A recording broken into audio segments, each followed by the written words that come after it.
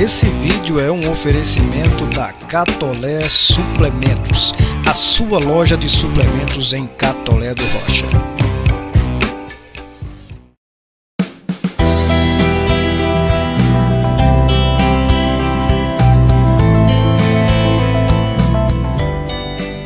É verdadeira, ela pergunta. O próprio Jesus perguntou, né? Deus meu, por que me abandonastes, né? Desamparaste lá na cruz. Naquele momento ali que ele estava levando sobre si os nossos pecados, a dor era tão grande, né? Que a sua humanidade clamou por uma resposta. Você acredita que naquele momento ele pôs em dúvida a vontade de Deus, ou foi simplesmente um espasmo, uma coisa de dor e de sofrimento tão grande que... Isso. Creio que foi isso aí, misturado com o fato de que os judeus, ele era um judeu versado na escritura, né? Os judeus usavam sempre a linguagem dos salmos para expressar os seus sentimentos.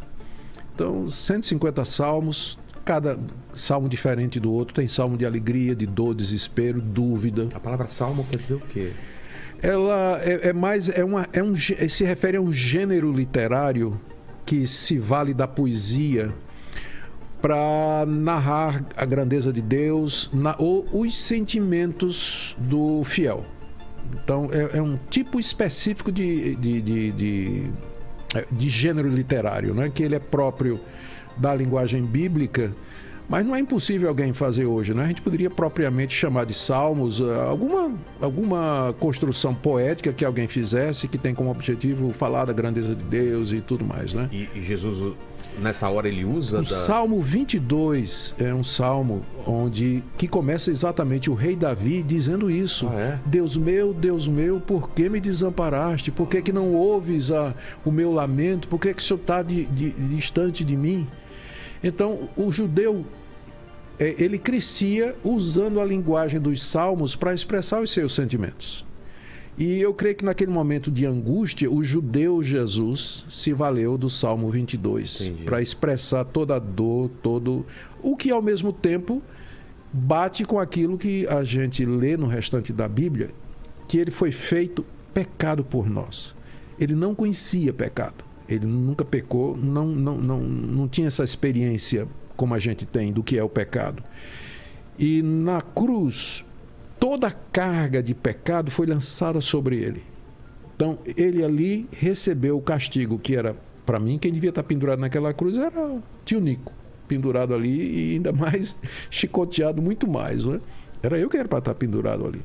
Mas ele foi no meu lugar. E é por isso que eu posso agora chegar para Deus e dizer: Deus, eu creio que o Senhor me perdoa, porque a minha culpa já foi paga. Porque Deus não pode perdoar de graça, Rogério. Como assim Deus perdoa de graça? Ele seria injusto. A gente fica revoltado quando um juiz inocenta né? Um bandido.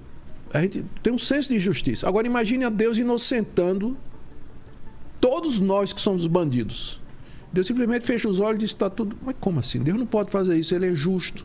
Então, pecado tem que ser pago. Alguém tem que pagar o pecado. É isso que Cristo fez. Por isso que ele gritou, porque ele sentiu aquele peso do pecado sobre si naquele momento. Esse ponto é central para o cristianismo histórico e bíblico. É aquele momento em que Cristo leva sobre nós os nossos pecados. Eu diria para você que é isso que faz o cristianismo distinto de todas as demais religiões. É esse momento aí.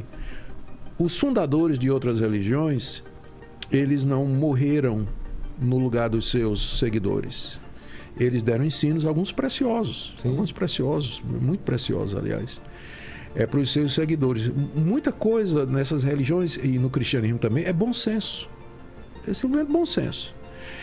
Mas a diferença principal é que, se você fizer um apanhado nisso da religação que eu falei com você vai ver que, na verdade, mesmo tendo centenas e centenas de religiões no mundo, só existem duas categorias.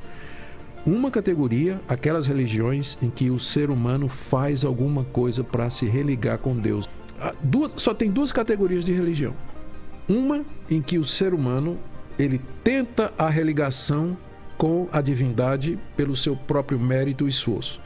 Eu faço, eu mereço, eu ofereço. Boas ações. Tudo. Isso aí. A outra categoria é o contrário, é de cima para baixo. Deus vem ao encontro do homem, do ser humano, para se reconciliar com ele. E só tem uma religião em todo o mundo que ensina isso, que é o cristianismo histórico. Um Deus que veio e que se deu pelos seus, levando a culpa deles, de forma que eles agora podem ser livremente perdoados e ser religados a esse Deus aqui e no escatom, no futuro período que nós já falamos aqui, descrevemos como um novo paraíso.